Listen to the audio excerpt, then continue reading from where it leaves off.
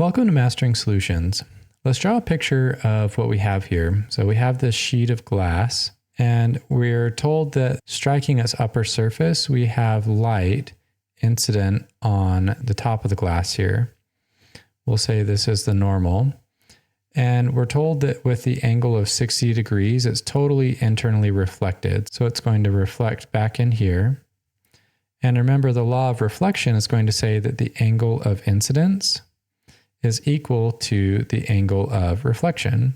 Or we can also say the critical angle here is the same right here. And so we know that this is glass, so it has an N of 1.50. And we don't know what the N on here is after they pour the oil, right? That's what we're trying to solve for. Initially, we're assuming that this was air up here, and that's why the 60 degrees gave us a total internal reflection, because the difference between these two was enough to where it stayed and reflected in here.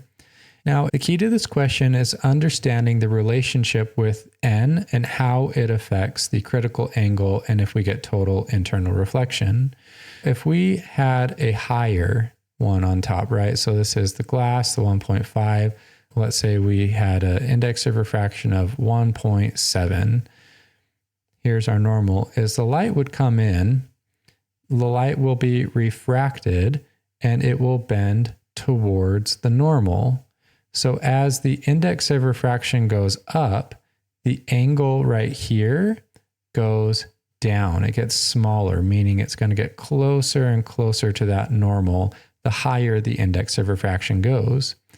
So in the same way, if we go the other way, let's say we had an index of refraction of 1.4 or something.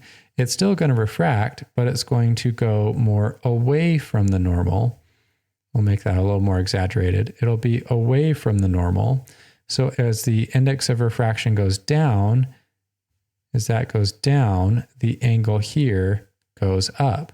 So that understanding is really the key to the question, because what they're saying is everything is staying the same. We know that the equation for the critical angle is theta sub c is equal to the inverse sine of n2, which is the top one, divided by n of 1. And so this one down here has to be bigger than this one.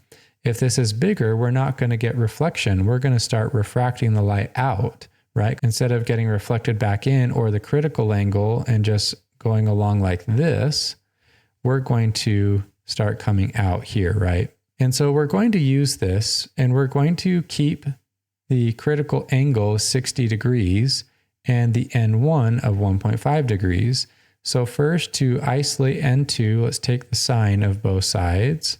So we have the sine of the critical angle is equal to N2 over N1. And now we'll multiply both sides by N1, of course.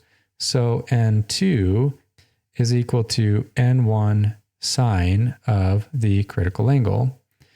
And so N2 is, if we say N1, we talked about as 1.5 for the glass, times the sine of the angle 60 degrees. 1.5 sine of 60 gives us 1.3 rounded. So 1.3. So that's the highest index of refraction that we can have and still get total internal reflection. If we start getting above that, now we're going to be getting too close to the glass and we're not going to get total internal reflection or the critical angle. Now we're going to start refracting the light out.